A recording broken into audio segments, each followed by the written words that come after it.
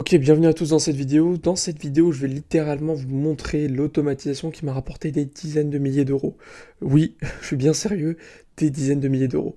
Donc, faut savoir que pour la petite histoire, il y a un an de ça, j'ai délivré un de mes clients pour qui, voilà, j'ai mis en place cette automatisation. Et depuis ce temps-là, sans que je le sache, plusieurs mois après ça, je reçois des virements, voilà, de plusieurs milliers d'euros. Je grossis les traits, mais voilà, c'est à peu près ce qui s'est passé.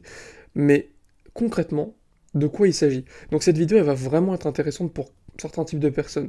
Les personnes qui sont voilà, dans l'automatisation, dans le no-code, dans l'IA, mais aussi n'importe quel type d'agence aujourd'hui qui opère et qui en a marre de courir constamment derrière des clients. Ok, donc restez bien attentivement. Je vais littéralement tout vous donner, la roadmap de comment je me suis pris, l'automatisation en question, et vraiment voilà, toute l'explication aussi théorique. Donc concrètement, non, ce n'est pas de l'automatisation de contenu. Non, ce n'est pas de l'automatisation de devis. Non, ce n'est pas de l'automatisation d'onboarding, ni d'avis positifs. Tout ça, c'est des commodités. Comme vous le savez depuis longtemps, je le répète sur cette chaîne, tout ce qui est commoditaire veut dire être remplaçable. Toutes ces choses-là, vous pouvez littéralement trouver un SaaS qui coûte 30 euros par mois pour pouvoir le faire. Vous m'excuserez pour la petite faute d'orthographe, il y en aura pas mal. Mais voilà, ce que j'ai mis en place, c'est très simple. C'est une automatisation qui permet de vérifier les ventes effectuées grâce à un système publicitaire. C'est tout. Vous pouvez quitter la vidéo. Non, je rigole. Mais plus sérieusement, concrètement, à quoi ça ressemble? Un client reçoit un rendez-vous commercial. Ok? 3 heures après, il reçoit un mail de vérification. Dans ce mail-là, il va y avoir plusieurs options. Le mail va ressembler à ça. Ok? Comment s'est passé votre rendez-vous avec tel prospect? Et là, il y a plusieurs options. Le prospect souhaite vendre et du coup, il souhaite obtenir un mandat de vente. Le prospect ne veut qu'une simple estimation, il a besoin d'être relancé. Le prospect n'est pas intéressé à vendre dans les conditions et le prospect n'a pas honoré le rendez-vous. Donc ça, c'est les 4 options possibles après un rendez-vous. Et moi, comme vous le savez, en tout cas, si vous ne savez pas, moi je m'appelle Minozan. J'ai 22 ans alors je vous parle. J'ai lancé une agence de marketing dans l'immobilier et puis je l'ai repositionné en une agence qui vend des infrastructures IA. C'est un modèle qu'on a vraiment développé et alors en l'occurrence ça c'est voilà un extrait d'une automatisation qui faisait partie de mon infrastructure IA que je vendais aux agences immobilières. Donc là en fait c'est un système qui permettait de vérifier littéralement qu'est-ce qui se passait après qu'un rendez-vous avait été fixé pour mes clients. Ok, donc vous pouvez cocher une de ces cases après le rendez-vous. Donc là vous voyez que 3 heures après voilà, on a le mail qui s'envoie chez notre client. Il a une des 4 options à sélectionner. Ok, donc s'il le remplit voilà il a 4 options. Donc si le mandat il est signé, c'est-à-dire que c'est une bonne nouvelle, on va avoir une commission dessus.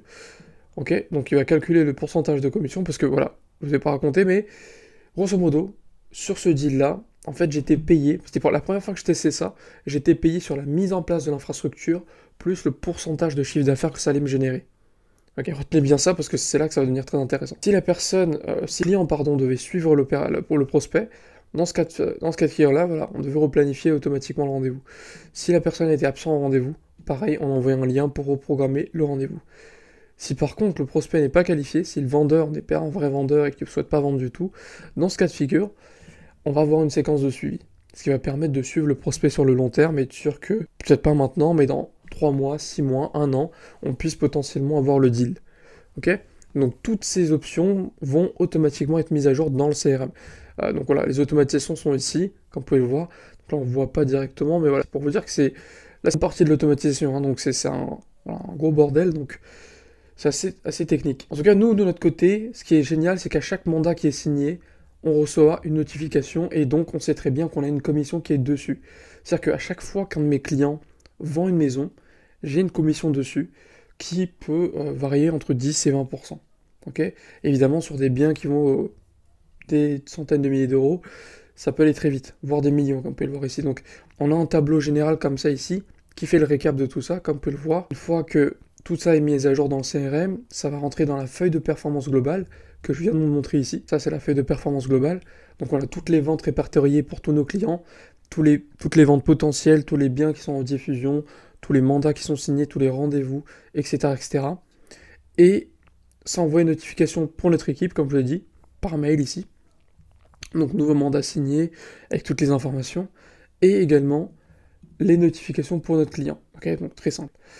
Donc là je ne vous ai pas montré, mais aussi si la personne ne remplit pas au bout de, ça nous envoie une alerte pour simplement relancer notre prospect. Donc en fait dans tous les cas, on a une visu sur ce qui se passe et voilà, ce qui va se passer simplement par rapport au rendez-vous qu'on fixe. Donc c'est excellent quand vous avez en fait une capacité de générer des prospects pour vos clients. Si vous implémentez cette automatisation, en fait, vous pouvez littéralement vérifier les rendez-vous qui vont se dérouler et réclamer vos commissions. Ça peut se faire dans n'importe quel type de niche, que ce soit dans l'immobilier, le BTP, la rénovation, bref, ça cartonne. On a des partenaires qui utilisent ça. Il faut comprendre une chose, par contre, pour que ça fonctionne, c'est qu'il y a plusieurs choses, il y a plusieurs conditions. Il suffit pas juste de mettre en place cette automatisation. Comme vous avez bien compris, aucune entreprise va littéralement venir vous donner du pourcentage de leur chiffre d'affaires parce que vous leur avez mis en place une automatisation. Ça marche pas. Il faut leur donner quelque chose de clé en main. Il faut leur donner du lead, il faut leur donner des rendez-vous. Et si vous arrivez vous-même à dégénérer les rendez-vous pour eux, ils seraient très très heureux, entre guillemets, de vous payer sur ce que ces rendez-vous vont leur générer. Et donc là, l'automatisation fait sens. Donc il faut comprendre que là, vous voyez, l'automatisation de vérification, c'est une pièce d'un puzzle plus grand. Et ce puzzle-là, c'est qu'il faut plus de leads, il faut plus de rendez-vous, donc transformer ces leads, ce qu'on appelle des leads, c'est simplement des prospects intéressés à vendre en rendez-vous. Il faut transformer ces rendez-vous en transactions. Et c'est là qu'en fait notre automatisation elle fonctionne, c'est là qu'on peut mettre en place plein d'autres choses pour notre client, des CRM, des scripts de vente, on les forme sur comment faire des séquences mail, etc., etc. On leur met en place tout ça, ok. Et ça va leur permettre de transformer ces rendez-vous en transactions plus facilement. Mais avant ça, comment on fait pour justement obtenir ces rendez-vous? Donc très simple, moi j'ai choisi la voie de la publicité en ligne sur Meta, combinée à de l'IA vocale et conversationnelle. Donc la pub en ligne, c'est les pubs sponsorisées que vous voyez sur Facebook, Insta. Donc on va cibler des propriétaires vendeurs avec ça. Et ensuite, on va les rediriger vers notre offre. Et on va mettre en place de l'IA vocale et d'une IA conversationnelle pour transformer ces prospects en rendez-vous. C'est simple que ça. Ok? Donc vous pouvez faire la même chose, et c'est un peu ce qu'on apprend entre guillemets à faire dans notre school gratuit, qui est juste en dessous au passage sur ma petite pub. C'est gratuit, donc allez-y. Ok? Et si vous voulez pas, il n'y a pas de souci, je m'en fous. Mais voilà. Faut comprendre que aujourd'hui le problème c'est que beaucoup de gens, beaucoup de personnes dans le monde de l'automatisation, dans le monde du no-code, essaient d'utiliser l'IA, essaient de revendre de l'IA, en essayant de revendre des petites automatisations qui sont simplement qu'un seul petit bout d'une machine plus globale, comme je l'ai pu expliquer.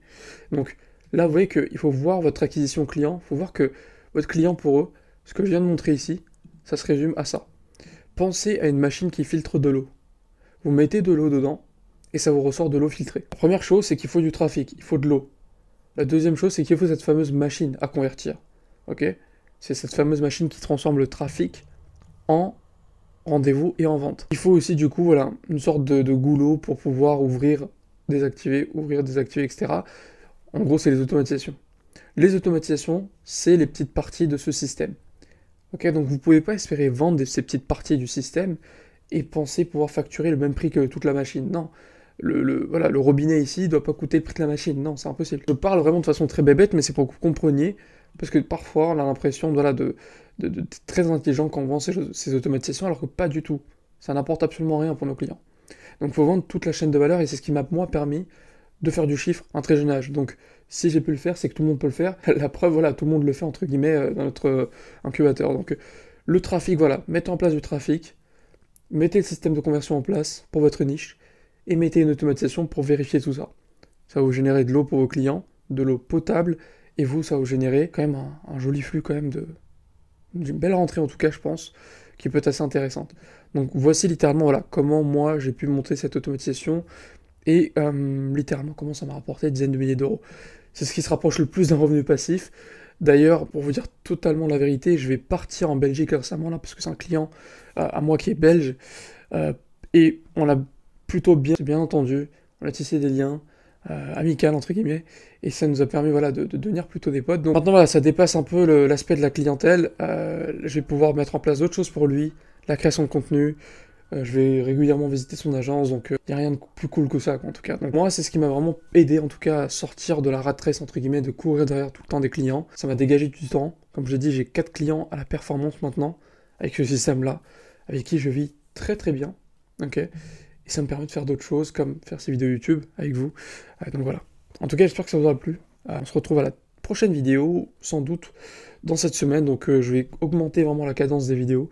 On va faire 2-3 vidéos par semaine, idéalement. Donc